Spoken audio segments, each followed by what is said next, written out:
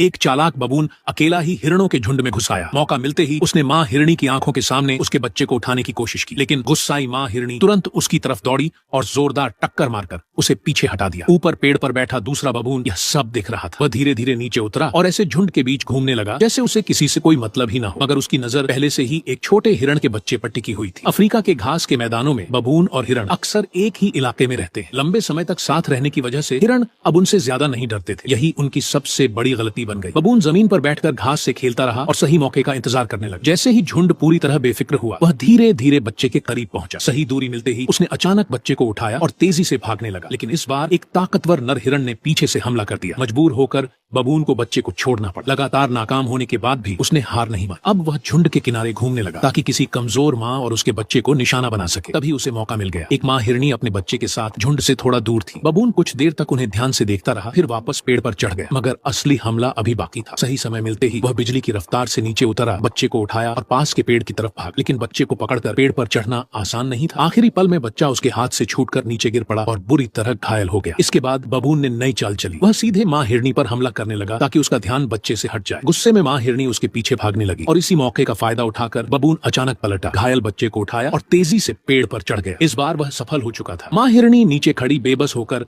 अपने बच्चे को देखती रह गई। बच्चा आखिरी दम तक छूटने की कोशिश करता रहा, लेकिन आखिरकार उसकी ताकत जवाब दे गई। कुछ देर बाद पूरा झुंड वहां से चला गया और बबून आराम से नीचे उतरकर अपने शिकार का आनंद लेने लगा। इस शांत दिखने वाले घास के मैदान में हर पल जिंदगी और मौत की लड़ाई चलती रहती है। यहाँ एक छोटी सी लापरवाही भी किसी की जान ले सकती है।